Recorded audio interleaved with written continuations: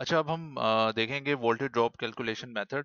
और आफ्टर जैसे कि हमने लास्ट सेशन में या लास्ट सेक्शन में ये देखा था कि किस तरह से हम करंट कैरिंग कैपेसिटी के हिसाब से जो है केबल साइज सिलेक्शन करते हैं। लेकिन वो नाकाफी होती है, क्योंकि हमें ये ज़रूरी देखना पड़ता है कि करंट के हिसाब से भी एक केबल जो हम सिलेक्ट करने जा रहे हैं वो ठीक हो, और वोल्टेज ड्रॉप की जो कंडीशन है उसको भी वो फुलफिल कर रही हो।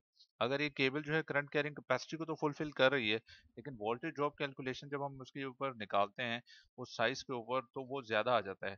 तो ऐसी केबल हम नहीं सेलेक्ट कर सकते। हमने ये दोनों पैरामीटर्स को मेक श्योर करना है कि ये दोनों पैरामीटर्स जो हैं फुलफिल कर रहे हो रिक्वायरमेंट को। तो वोल्टेज ड्रॉप कैलकुलेशन मेथड के लिए यहाँ पे जो हमारे पास फॉर्मूला है बहुत ही इंपॉर्टेंट है, इसको आप अपने पास नोट डाउन कर लें। और ये बड़ा ही ऐसा फॉर्मूला है जिसके ज़रिए आप कभी भी जो है किसी भी तरह की किसी भी साइज़ की केबल अगर सेलेक्ट करने जाते हैं और किसी भी कंडीशन में, तो आप इस फॉर्मूले के ज़रिए बड़े इजीली केबल साइज़ जो है वो सिलेक्ट कर सकते हैं।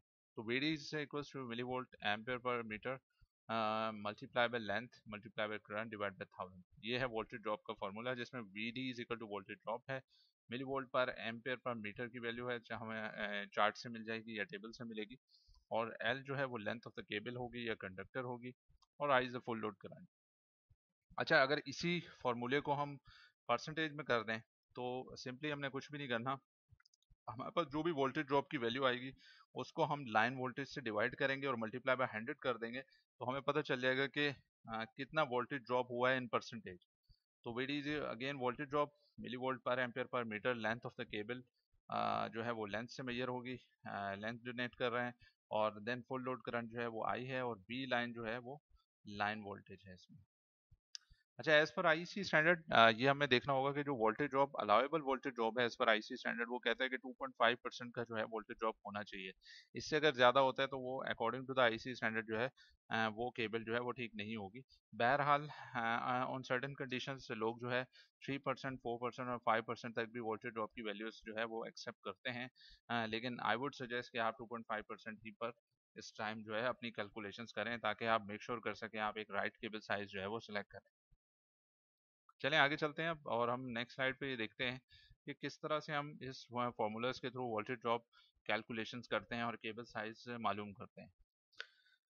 देन अगेन हम एग्जांपल वही ले रहे हैं, हमने जो पहले एग्जांपल ली थी फुल लोड करंट पर 100 एम्पेयर पे ली थी, और करंट कैरिंग कैपेसिटी के हिसाब से हमने जो केबल फाइनली सेलेक्ट की थी वो 4 कोर 35 mm² की थी। अगर मैं पीछे लेके जाऊं तो यहाँ पे अगर आप देखें तो लास्ट लाइन पे आपको नजर आ रहा है 4 कोर 35 mm² की हमने cable copper PVC PVC non armoured select की थी as per the current carrying capacity, और वो फुलफिल कर रही थी even after the ambient temperature. जो करेक्शन फैक्टर था उसके बावजूद भी जो है वो 35 mm² की केबल जो है वो सफिशिएंट थी। लेकिन अब यही केबल पर हम फाइंड आउट करेंगे कि वोल्टेज ड्रॉप कैलकुलेशन क्या आ रही है। तो नाजरीन गाइस आप देख सकते हैं कि यहाँ पे हमारे पास वही सेम कंडीशंस हैं। तो सबसे पहले हम स्टेप 1 में ये देखेंगे फुल लोड करंट क्या है, वो 100 एम्पियर है हमारे पास। स्टेप 2 में हम अलाउेबल वोल्टेज ड्रॉप कैलकुलेट करेंगे जो एट द रेट ऑफ 2.5% है। तो लाइन वोल्टेज का जो हमने 2.5% निकाला था, तो 10.375 वोल्टेज जो है वोल्ट्स जो है वो हमारे पास आया है। मतलब इतना अगर वोल्टेज ड्रॉप गिर रहा है तो दैट वुड बी सफिशिएंट या अलाउेबल या एक्सेप्टेबल होगा। मतलब उसको इस तरह अगर हम कहें कि 10.375 अगर वोल्टेज ड्रॉप आ रहा है तो वो एक्सेप्टेबल है according to the IEC standard. Step number 3 में हम ये देखेंगे कि टेबल नंबर 12 हम सिलेक्ट करेंगे। और टेबल नंबर 12 हम इसलिए सिलेक्ट कर रहे हैं क्योंकि हम एक copper PVC PVC non armoured cable 4 core पे जा रहे हैं, और हमारे पास जो केबल लेइंग मेथड है वो इन फ्री एयर है, और एम्बिएंट टेम्परेचर हम 35 डिग्री सेंटीग्रेड लेना चाह रहे हैं। तो let's go to the table number 12 on Pakistan cables का जो टेबल नंबर 12 है, अगर उस पर हम जाएं और यहाँ पे वोल्टेज ड्रॉप कैलकुलेट करें 1.10 पर, तो क्योंकि हमने जो केबल करंट कैरिंग कैपेसिटी के हिसाब से जो सिलेक्ट की थी वो 35 mm² की केबल थी। 35 mm² की केबल पे हमारे पास जो मिली वोल्ट एम्पियर पर मीटर की जो वैल्यू आ रही है वो 1.10 आ रही है। तो अगर हम 1.10 यहाँ पे आप देख रहे हैं 1.01 की वैल्यू रखते हैं, तो हमने जब वोल्टेज ड्रॉप में परसेंटेज निकाली तो वो 2.6% निकली। तो according to the IEC standard वो ये कहता है कि 2.5% जो है वो अलाउेबल होता है।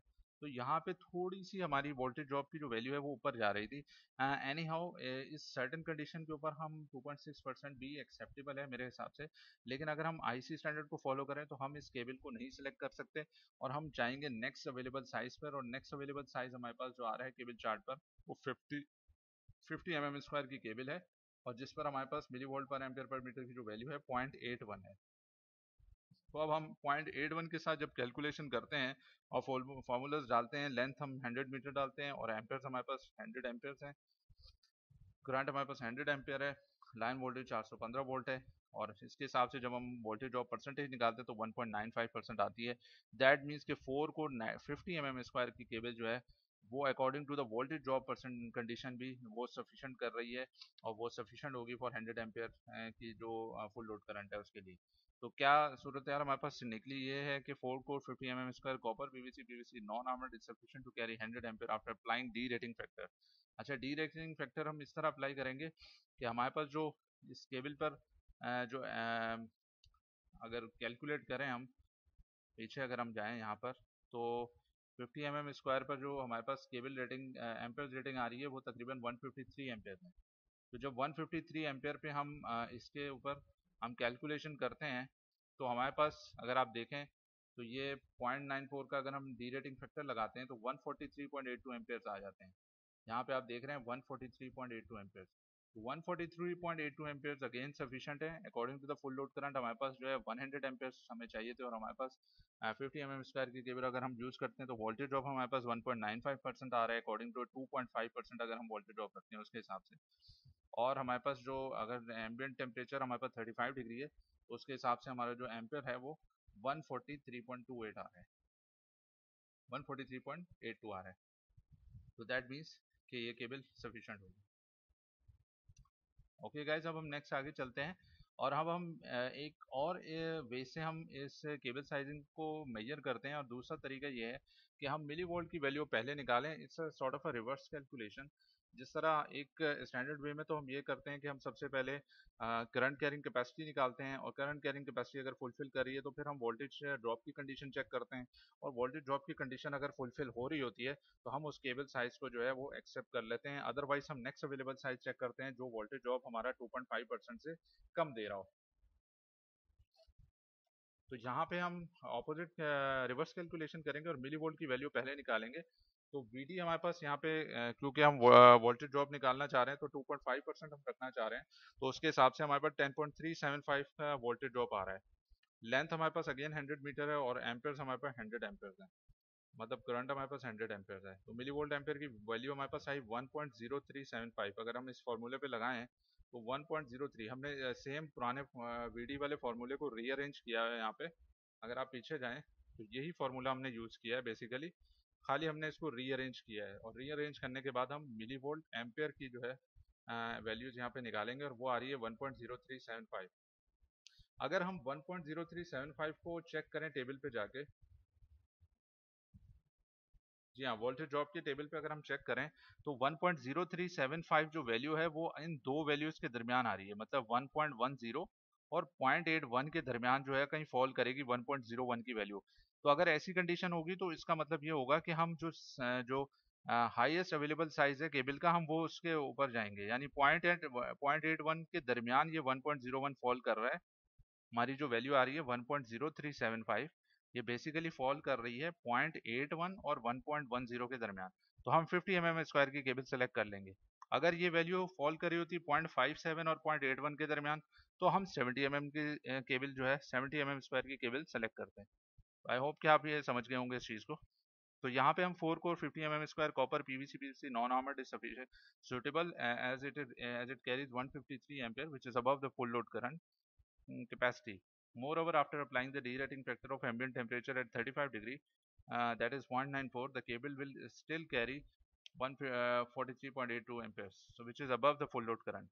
तो हमने क्या यहाँ पे देखा, बेसिकली हमने एक रिवर्स कैलकुलेशन की, और रिवर्स कैलकुलेशन से हमने जो एक्चुअल केबल साइज था वो सेलेक्ट कर लिया, बजाय इसके कि हम पहले करंट कैरिंग कैपेसिटी निकालते, उसके हिसाब से केबल को चेक करते, फिर हम वोल्टेज ड्रॉप कैलकुलेट करते। तो हमने ऑपोजिट किया, हमने वोल्टेज ड्रॉप जो मिली वोल्ट एम्पेयर की जो वैल्यू आ रही थी वो कैलकुलेट की, और उससे हमने टेबल जो चार्ट था उसके ऊपर गए, और वहाँ पे हमने देखा कि ये वैल्यू कहाँ फॉल कर रही है, इन दो वैल्यूज़ के दरमियान फॉल कर रही थी। तो हमने जो हाईएस्ट साइज था केबल का वो सिलेक्ट कर लिया, और वो 50 mm था। तो इस मीन के